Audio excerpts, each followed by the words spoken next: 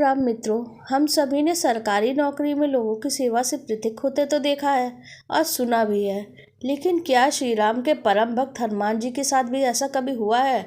जी हाँ, आश्चर्य मत करिए, उन्हें भी एक बार सेवा से पृथक किया गया था और श्री राम के हस्तक्षेप से ही उनकी बहाली हो सकी।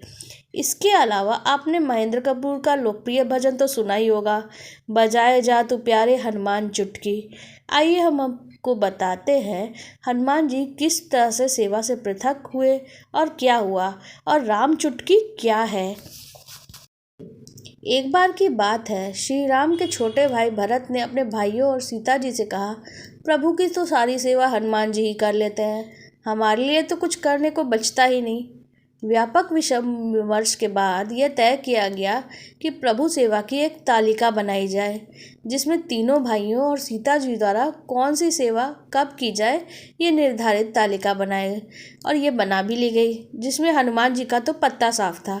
सीता जी ने तालिका पे श्री राम का अनुमोदन ले लिया। श्री राम ने कौतुक से ही अपनी इस पर सहमति दे दी। हनुमान जी ने सेवा तालिका देखी तो बोले, इसमें तो मेरा नाम ही नहीं है।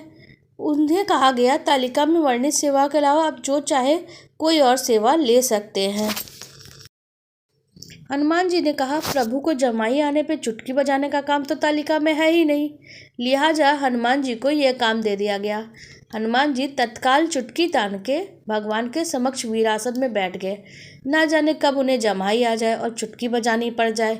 श्री राम जहाँ भी जाते हनुमान जी उनके साथ साथ चलते। ना जाने कब चुटकी बजाने की जरूरत पड़ जाए।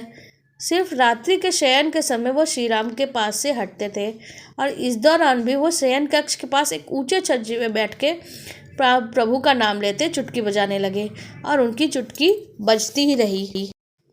श्री राम भी लीला करने में कहाँ पीछे थे। श्री राम ने जमाई आने लगी, 1 बार, 2 बार, 3 बार, 10 बार, 50 बार। जब वो जमाई लेते लेते थक गए तो कष्ट से उनका मुंह खुला ही रह गया। यह देख के सीता जी घबरा गईं। उन्होंने परिवारजन को बुला ही लिया। सबने देखा श्री राम जी का तो मुंह ही खुला है और किसी भी तरह बंद नहीं हो रहा है। चिकित्सक आए, दवाई दी गई, लेकिन कोई भी लाभ नहीं हो रहा था। यह सब समाचार सुनकर कुलगुरु वशिष्ठ जी ने वान के पास गए और प्रभु श्री राम ने उन्हें प्रणाम किया, किंतु मुंह खुला होने के कारण कुछ बोल नहीं पाए।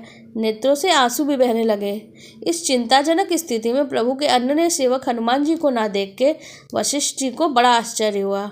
उन्होंने हनुमान जी के बारे में पूछा। जानकी जी ने विनय पूर्वक कहा कि हनुमान जी के साथ तो बड़ा अन्याय हुआ है, उनकी तो सारी सेवा छीन ले गई।